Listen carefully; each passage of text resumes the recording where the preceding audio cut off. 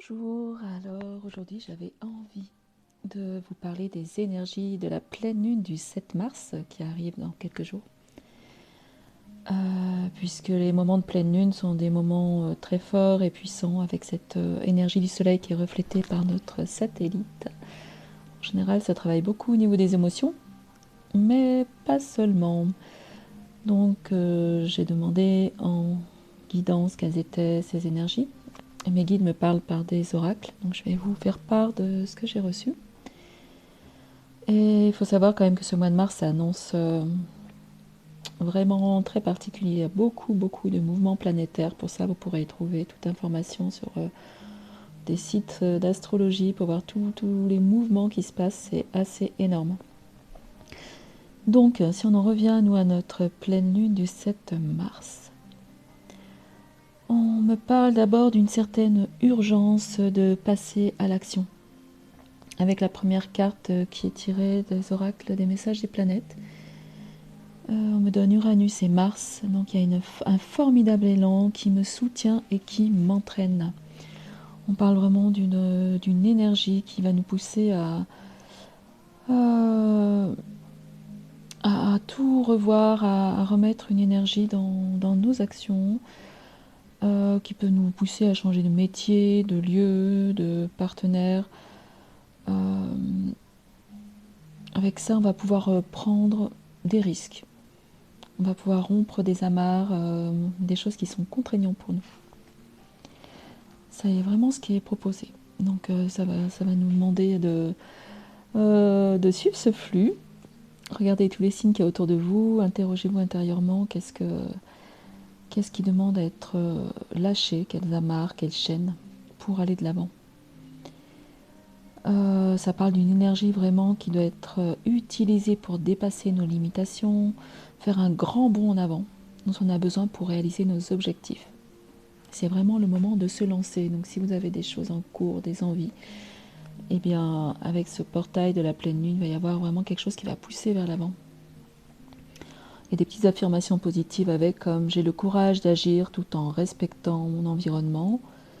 Les événements de ma vie me sont favorables et porteurs d'évolution. L'univers m'épaule et me protège dans toutes les situations. Donc vous voyez que c'est très positif. On me donne ensuite une deuxième carte, il y a encore Uranus. Uranus, c'est vraiment une planète qui induit du changement, un changement profond. Cette fois, Uranus est allié à Neptune. Et on parle d'innovation, de nouvelles possibilités qui sont offertes et qu'on va pouvoir accepter. C'est des énergies qui se mettent au service de la créativité. Ça parle vraiment d'innover dans sa vie personnelle ou professionnelle. Donc vous voyez qu'elle est vraiment en lien avec l'autre. On passe à l'action, on innove. On se met à l'écoute de son intuition pour savoir ce qu'on va faire. Il ne s'agit pas d'agir à l'aveuglette. On est poussé à l'action, mais on fait ça en lien évidemment avec son intuition, avec la connexion à son être divin, j'ai envie de dire, parce que c'est de là que viennent les intuitions. Donc ça propose de s'ouvrir aux domaines qui sont encore inexplorés, tout en gardant les pieds sur terre. À vraiment entendre la guidance intérieure, son intuition, tout en gardant aussi la raison. Bon, il y a Mars là-dedans aussi qui a quelque chose de beaucoup plus terre à terre aussi dans la carte d'avant. Il peut y avoir des nouveaux engagements qui vont offrir des nouveaux équilibres, des idéaux qui vont se réaliser grâce à des opportunités qui vont être offertes. Donc regardez tout ça, tout ce qui arrive et bondissez, faites un pas en avant. Les affirmations positives qui vont avec cette carte sont « Je me laisse guider par mon intuition tout en gardant les pieds sur terre. L'univers met sur mon chemin les gens qui me sont nécessaires. Et je suis guidée par des signes ou des synchronicités envoyées par la source. » Donc ça demande d'être vraiment très à l'écoute de tout ce qui se passe en soi, autour de soi, puisque ce qui se passe en soi, nos énergies se reflètent à l'extérieur, comme vous le savez, parce qu'on est créateur. Ensuite, avec la carte suivante, on m'explique qu'il va être important de créer des liens. La carte de la ville, elle parle des liens, c'est vraiment le contraire d'être isolé. d'être dans l'isolement, ça demande d'aller là où il y a des gens, de créer des liens avec des gens avec qui on est bien, créer du réseau, des reliances qui vibrent avec nous, avec notre énergie. Donc ça me fait beaucoup penser aussi aux réseaux sociaux, mais pas que, ça peut être des associations, ça peut être votre cercle d'amis proches ou professionnels. Il y a quelque chose qui doit passer concrètement par ça.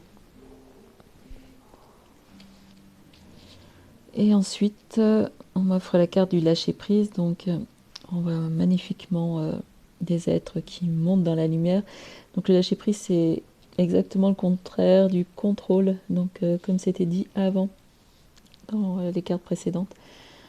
On demande absolument de ne pas chercher à contrôler par le mental quoi que ce soit, mais de vraiment se laisser porter, se laisser guider tout en mettant cette énergie. Donc le message est clair et confirme les cartes précédentes. Laissez-vous complètement guider par votre divinité, votre soi supérieur, votre présence je suis, vos guides. Euh, Lâchez vraiment le côté de la personne, de l'ego, du mental, autant que possible. La carte suivante est juste une des plus belles des cartes des tarots en général. C'est la carte du 10 de l'eau. Donc ceux qui connaissent le tarot traditionnel, ça serait le 10 de coupe. Donc une carte qui parle de réalisation, de satisfaction, de famille, de cœur, de réussite, mais d'une forme de plénitude absolue. Donc dans le Vision Quest Tarot, d'où elle est tirée, on parle de recevoir et d'accepter les cadeaux et les bénédictions de la vie. Ça parle de se redécouvrir comme un enfant de l'amour dans son propre paradis. Donc de sentir, de penser, d'agir de façon généreuse, sans rien retenir. Et ceci va nous apporter une profonde satisfaction, une réalisation du succès, de la réussite. Ça permet ça demande de se libérer de toutes les pensées d'insuffisance. Donc il y a vraiment quelque chose à entretenir par nos pensées, par notre état. Et ça parle d'état de grâce, vraiment un état de grâce complète, de reconnaître la manifestation de la force divine. Donc c'est vraiment, si je trouve en écho avec la carte d'avant, c'est être pleinement guidé et pleinement rempli de cette énergie divine en soi, de cet amour divin et de le manifester autour de soi. Donc ça peut être très fort au niveau émotionnel, au niveau des relations, ça parle vraiment de paix, d'harmonie dans tout ce qui est association avec les personnes, avec les réseaux. Donc par rapport à la carte de la ville, justement, je trouve ça très beau aussi, puisque tout cela va être vraiment favoriser l'expression de l'amour. Donc une carte absolument magnifique. Alors j'ai été étonnée par la carte suivante qui m'a été donnée. Et en fait, la carte amérindien parle de libération de mémoire pour tous ceux qui ont des mémoires fortes avec le peuple amérindien. Si vous avez eu des vies karmiques, enfin des vies, d'autres expériences de mémoire dans ces peuples, il y a souvent des mémoires qui sont lourdes et difficiles. Alors, ne me demandez pas pourquoi, mais cette pleine lune va offrir le moyen en fait, de pacifier ces mémoires complètement, de les mettre dans la lumière. Alors, si vous sentez touché par ça, si vous faites partie de ces personnes qui ont ce type de mémoire, et il y en a beaucoup, prenez un temps lors de cette pleine lune pour demander à ce que ces mémoires soient nettoyées par la lumière, par la grâce et la lumière divine, afin qu'elles soient complètement pacifiées. Et puis j'ai tenu à demander quel était le conseil des guides, des guides de lumière pour nous, pour ce passage de cette pleine lune. Et donc pas de surprise, je reçois une carte de chemin de l'éveil qui s'appelle la dualité, la carte 7. Et cette carte, elle nous dit de bien observer en nous le jeu de dualité qui existe en fait entre notre mental et notre cœur.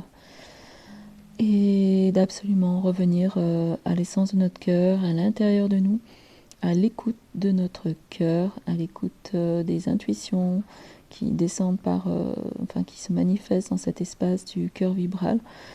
Donc ça peut parler encore de cette dimension d'amour. Alors comme en ce moment aussi, vous le savez, il y a Jupiter et Vénus qui sont en conjonction, qui se rapprochent, après aussi vraiment beaucoup d'une autre dimension puissante de l'amour. Donc je le sens vraiment comme ça pulse très fort en ce moment. Alors ça insiste vraiment sur cette notion d'amour inconditionnel, d'amour de soi, mais là aussi écoute vraiment de son cœur avant tout, avant le blabla du mental, qui est toujours le même, qui est conditionné. Faites cet effort conscient d'écouter vraiment le message de votre intuition, de votre cœur, de votre divinité. Donc voici ce qu'il en est pour cette pleine lune. J'espère que ces messages vous aideront, vous soutiendront, vous donneront l'élan et le comment dire l'élan et de la paix et de la joie. Voilà, je vous dis à bientôt.